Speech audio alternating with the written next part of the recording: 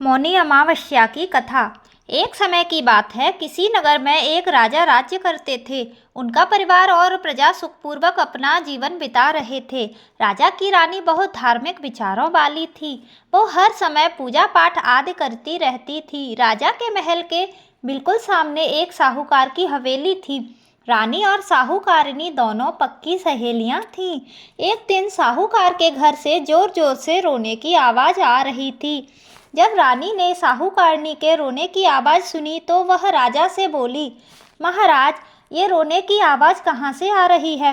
तब राजा ने रानी को बताया, रानी, साहूकार का पुत्र मर गया है, इसलिए साहूकारनी बहुत दुखी है और अपने पुत्र की मृत्यु के कारण वो दुख से रो रही है।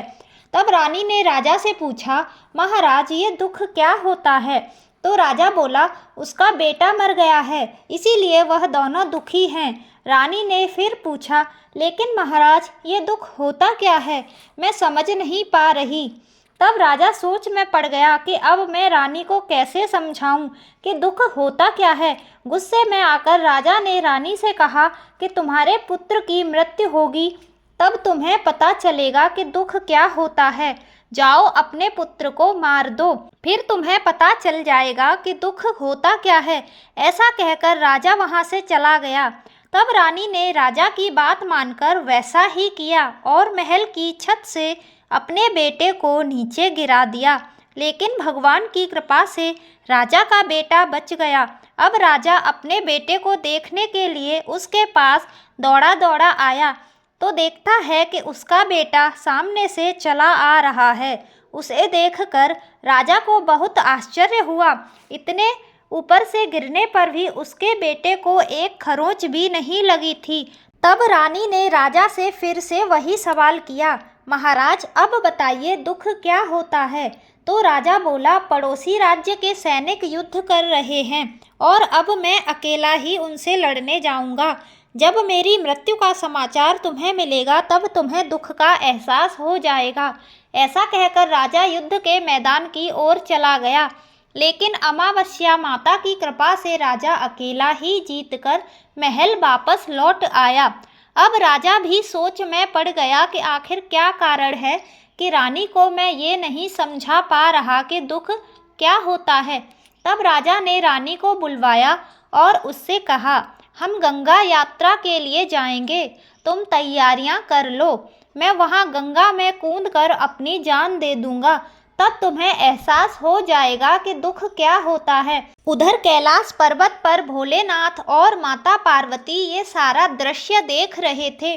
भोलेनाथ माँ पार्वती से बोले, पार्वती, कलयुग में तुम्हें एक सुखी आत्मा के दर्शन कराता हूँ। तब भगवान शिव ने एक बकरे का और माता पार्वती ने एक बकरी का रूप धारण कर लिया। वे दोनों एक नदी के किनारे घास चरने लगे। इतने में राजा और रानी की सवारी वहां आ पहुंची। वहां सुंदर नदी देखकर रानी राजा से बोली, महाराज, हम यहीं विश्राम करते हैं, फिर आगे बढ़ेंगे। राजा रानी वहीं उतर गए और पेड़ की छाया में बैठ गए। कुछ देर बाद राजा पानी लेने के लिए चला गया। तब बकरी का रूप धारण किए माता पार्वती भोलेनाथ से बोली, इस रानी को दुख का एहसास क्यों नहीं हो रहा, ये दुख कब देखेगी, इसे दुख क्यों नहीं मिल रहा। रानी ने उस बकरे को इंसानी भाषा में बात करते हुए सुन लिया। तब भगवान शिव माता पार्वती से कहने लगे, अपने पिछले जन्म में इस रानी ने अमावस्या का व्रत किया है, इसलिए इस जन्म में ये रानी बनी है और सुख का आनंद ले रही है। गंगा जी में वह बह जाने पर भी राजा की मृत्यु नहीं होगी। रानी ने बकरा और बकरी बने भोलेनाथ और माता पार्वती की सारी बातें सुन लीं। फिर जब राजा पानी लेकर आया तब रानी ने उसे सारी बातें बता दीं। वो दोनों वापस अपने महल लौट आए। तब राजा ने अपने महल में घोषणा करवा दी कि अब से सभी लोग अमावस्या का व्रत करेंगे। राजा खुद भी अमावस्या की पूजा अर्चना और व्रत करने लगा।